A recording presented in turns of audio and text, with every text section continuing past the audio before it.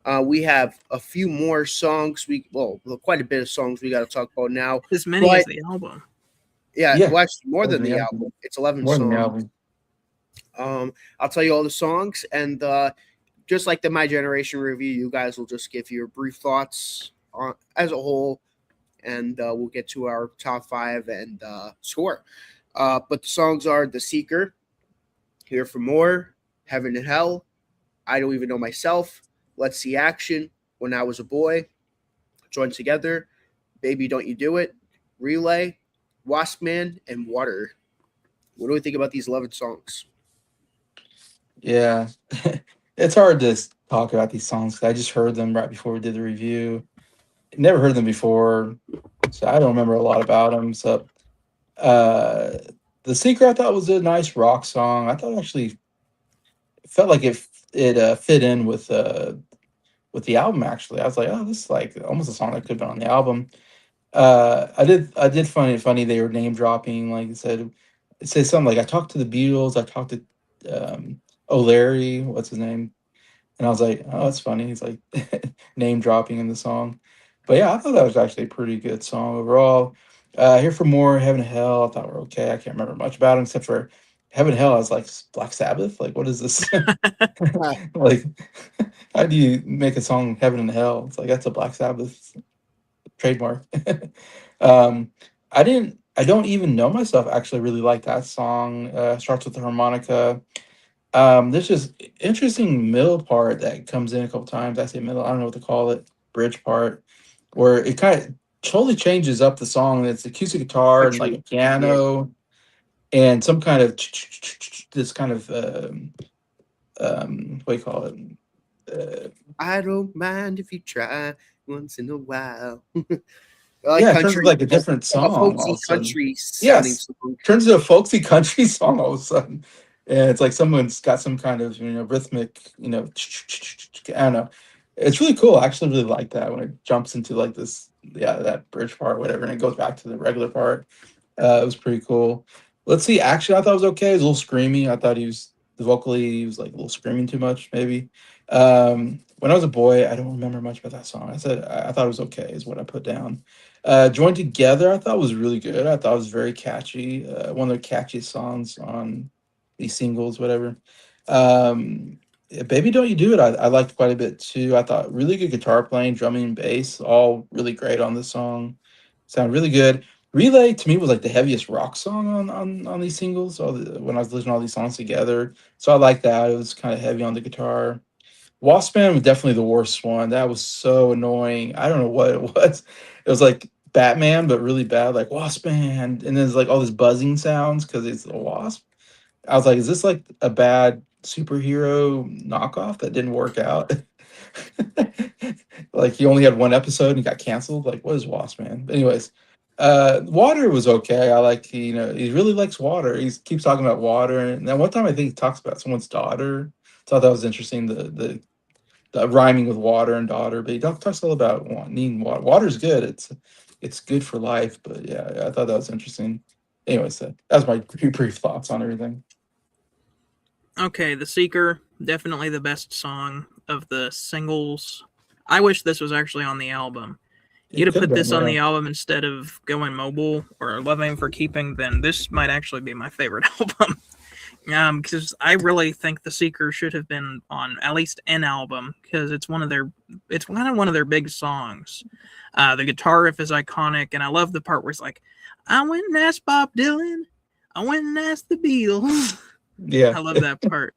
They call me The Seeker.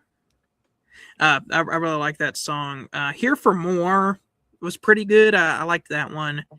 Heaven and Hell, this is a John Entwistle song. I think they played that at Woodstock. It's one of the songs they played at Woodstock. Oh, really? It's part of their Woodstock set list. Oh, wow. Yeah. It's okay. I thought it was a little repetitive. I don't even know myself. I really liked that one. I think this is one of the Lifehouse outtakes, if I'm not mistaken. Lifehouse outtake, and it's the B-side, so Won't Get Fooled Again. Okay, that's the B-side to Won't Get Fooled Again. That's a good choice. That's a good song. Yeah, if this was going to be on the Lifehouse album, then good stuff here on this one. Same with Let's See Action. I think that's another Lifehouse outtake. I like that one as well. That one's a fun song. When I Was a Boy is okay. I didn't like that one as much. Join Together is awesome. I know this is kind of another one of the big singles that wasn't put on an album. Very big in their live sets. They used to play this in their live sets a lot. It kind of gets you hyped up, you know. Come on and join together with the band. And the harmonica is really good. I think this was a Lifehouse outtake as well. It was. Baby Don't You Do It. Very heavy. I really liked that one. The Relay, heavy as well. I liked that one too. I think that one's Lifehouse outtake as well. But more use of the synthesizers on that one. And Wasp Man sucks. I hate wasps. I'm scared of them. They're the one thing I'm afraid of. And hearing them just go in my ear, I'm like, ugh. And then the whole song's just Wasp Man, you're gonna get stung. Wasp Man, he's gonna sting you. I'm like, this is awful. And then I looked What is this? This song was written by Keith Moon, so that explains a lot. Okay, that makes sense. And then Water. Water was kind of a journey of a song. Starts out slow and then kind of builds as it goes. I think it's about a guy who like is weary from, he's like a blue collar worker and he just needs some water. Yeah. Really Somebody better get this guy some water because he really needs it. All right. Well, my thoughts on each of the songs. Seeker is awesome. I'm mad that I'm upset that this didn't make odds and sods. Like instead of On the Face, they could have this on the album instead. Here for More, I really enjoy that song. I think it's a good underrated song. Heaven and Hell, I think that's also a really great song. I don't even might know myself. Let me tell you about this song. Okay. This should have been on the album instead of Going Mobile, because it had such a fun vibe, has like rockin' vibe. This before Behind Blue Eyes would have been so cool.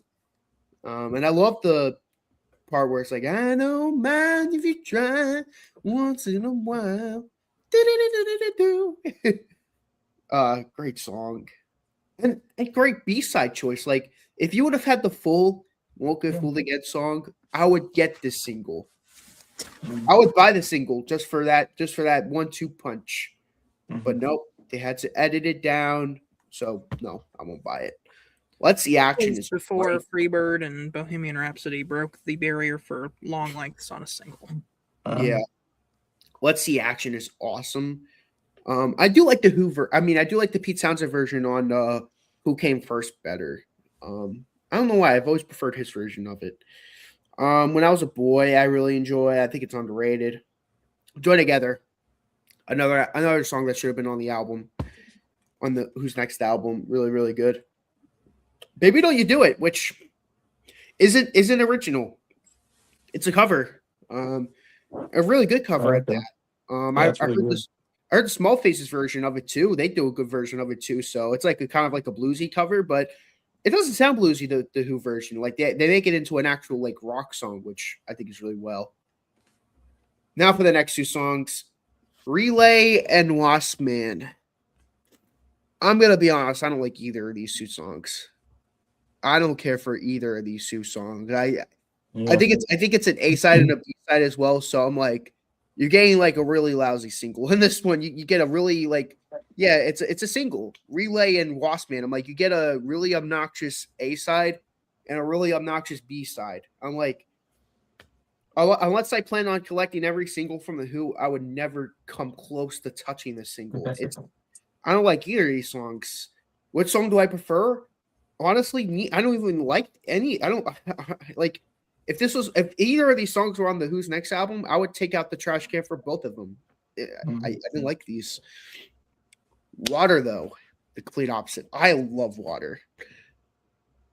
I will say though, it wouldn't belong on the Who's Next. It would have been great on Knots and Sods though. Starts out ominous. The way Daltrey sings, it sounds more like the Maximum R&B era mixed with the Iconic era, where it's like, if a man over there hates the game, the poor people get so rough. I love the part where it's like, and I'm sure there ain't no one of us who'd say no to someone's daughter. And like you hear like, I don't know who's doing it, but there's like people going, no, no, no, no. I always thought that was weird. Like, I know someone ain't here. Say no to someone's daughter. It's weird. But I do like it's a weird, but I really like it. And definitely the chorus with the come on, give me water, give me good water. Like just a great kind of bluesy, dirty song. Again, this would have felt really out of place if this was on Who's Next. Like, I can't imagine this after Pablo. It would have been such a weird. I mean, it would have been whiplash, but like for the wrong reasons. Not like how Queen does it in a good way. This would have been like, what the hell is this song doing on the album? Type of thing. I think this was actually released closer to Quadrophenia, but we're just doing on this one because that's a double album. Yes, pretty much.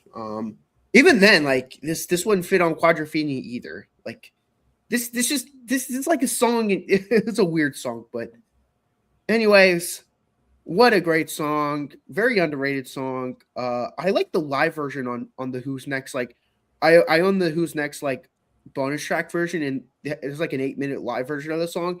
It's epic. I'm like, this is awesome. I remember when I first heard that live version. I'm like, this has to be one of my favorite Who discoveries. I remember I was driving home. It was pitch dark outside because I forgot what I was doing, but it was like a 1-hour drive. I remember I replayed the song over and over and over again. That's how much I liked it. I'm like, I don't know, for some reason, like it was dark in the road, but this song just kind of fits it.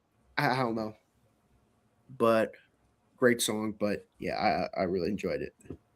Anyways, sorry, I went a little rambling on the water song, but all of us need some good water, and I'm sure you ain't gonna say no to someone's daughter. No. Anyways, what's our top 5 on this album? Well, I ranked all the songs since there's 9 of them. I was like, you know what, I'm just gonna rank them all because they're all good. There's not one bad song on this album. That's why it's number 6 on my list because I love all these songs. Number 9, I had Love Ain't for Keeping. Number 8, My Wife. 7, Going Mobile. 6, Getting in Tune. And then 5, I had Bargain. 4, Behind Blue Eyes. 3, The Song Is Over. And then the 2 big ones. 2, Baba O'Reilly. And number 1, Won't Get Fooled Again. Okay, I'll go ahead and I'll rank all of them. 9 is going to be Love Ain't for Keeping. 8, Going Mobile. 7, ooh, this is where it gets tricky. It gets tricky.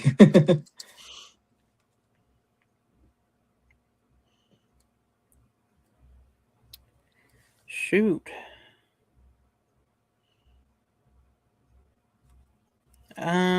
Yeah, 7 and 6 are going to be the tricky ones because they're both okay. I can't believe I'm going 7, My Wife. I can't believe I'm ranking that at 7. It deserves so much higher, but right, too much good stuff. 6, Bargain. Okay. Good. 5, and now we got top 5. Number 5, Getting in Tune. Number 4, I'm going to go with Behind Blue Eyes. Number 3, The Song Is Over.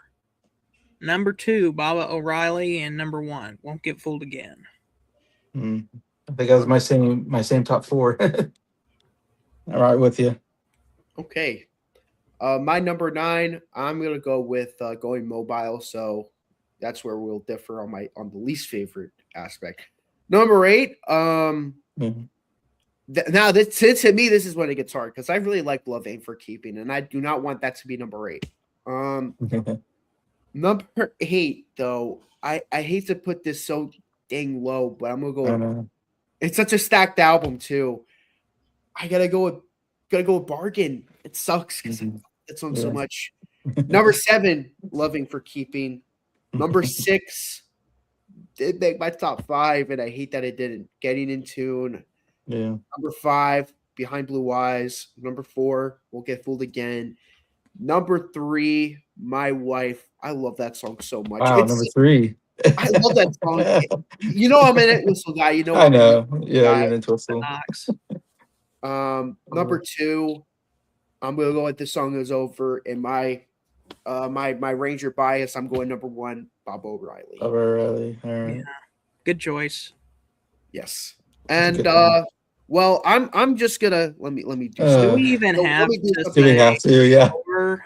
I think it's kind of unspoken that we all already It's- know everyone's score on this album. Yeah. I think it's pretty obvious what our scores on this album's gonna be. So obvious. Yeah. Don't even need to say it. 10 out of 10. Yeah, it's a 10 out of 10. 100%. Well, actually, I'm gonna give this a 0 out of 10 because the reason why is because Uncle Ernie is on this album, and Uncle Ernie is the greatest thing since sliced bread. I'm joking. It's a 10 out of 10. Obviously, it's a masterpiece. Again, it's that Mount Rushmore of albums that you gotta listen to. It was our number 1 album of 1971. All It's the four one of album us. that we all agree on. It's the only time we all agreed on number 1. Yeah. And you're talking about a year where Led Zeppelin 4 came out. The Cosmos, no, not Cosmos. I'm trying to think now. Oh yeah, that's 70. That's 70. But I mean, for me, it's like, I mean, Tapestry came out that year. Imagine came out that year. Ram came out that year. American Pie came out there. I mean, I can just go down the line with just some amazing albums. And Who's Next won. Poems, Prayers, and Promises came out that year. I mean, and this album beat them all. The thing about it that you know what I've said this before. Poems, Prayers, and Promises is an album that I wanted so badly to be my number 1, but that damn box, yeah, the box, it always ruins it. I would have been like the contrarian on that video. I would have been like, you, Briar Scott, would have had that as number 1. I would have been like, Poems, Prayers, and Promises, like this really great, underrated singer-songwriter album that's flawless, but man, that box really had to ruin everything. Yeah, Blue from Joni Mitchell came out there. I mean, it's just an amazing year. Great album. Great album. And who's next? Beat them all. That's how good it is. They were the champions of 1971. Oh, they're definitely the champions. I mean, they hit number 1 for our group, kind of. We'll see again when we do this. I have a feeling what 1975 is going to be. I have a strong feeling what all is going to be. Yeah, it might happen again with 70. It might happen again. 75. The only person who I feel, actually, I know Scott's number 1. I know my number 1. Jason and Briar, you guys are the wild ones out. Oh, the wild cards. I feel like Jason's Briar's favorite band, though. I feel like Jason's gonna have like some like singer-songwriter like Steven Stills, like, oh yeah, the Steven Stills album from 1975. I just discovered it. You know, I like this better than A Night at the Opera. You know, this is like and like Briar's gonna be like, yeah, you know, Uriah Heep releases. Right, he came out the album. You know, I would have had it's UFO's album. In all seriousness, though, I feel confident we're all gonna have. I feel pretty confident. But anyways, what are our final thoughts before closing out the video? Yeah, I had to buy this on vinyl. It's like, you have to get this. It's a must. And this actually bought from Walmart, but Scott bought me it too. And so I had for you for Christmas, and then your very next video was new vinyl pickups, and you're like, well, who's next? And I'm like, no, I already got you that for Christmas. So I have both versions. I have the original, whatever, and the new version, or not new, but the Walmart one. So I think this is the one that Scott bought. Anyway, so thanks Scott for buying that for me. I appreciate that. Yeah, it's a top 10 album. What can I say? Awesome. How about you, Scott? You have any final words? Yeah, amazing. If you've never listened to this album, first off, why are you still watching an hour and 29 minutes into the stream if you've never heard this album? Maybe you just wanted to check it out, but please go listen to this. It's going to change your life. They seem to like it. Yeah, I'm better to listen to it. Yes. This is a masterpiece of an album, and well, as much as I love this album, I'm looking forward to talk about the next one, which Might be my new favorite Who album. Might make my top 5 favorite albums ever in my top 10 albums, and that is Quadrophenia, the big double album, the second big double album. I know how I feel about it. I think Scott's grown to like it a little more, but I have a feeling it's going to be a very polarizing album with me and Jason. It's gonna be a painful album to get through, I think, but we'll see. I'm hoping it changes. I'm hoping like Jason has like a click. Like it's an album that clicked for me too. Yeah. Like where like I didn't care for it. And all out of nowhere, like I'm like, whoa, this album's awesome. So I'm hoping that happens to Jason. I'm hoping Jason has a moment with this album, but we'll see. Anyways, thank you so much for watching this video. Hope you guys enjoyed it. Until next time, see you later. Peace.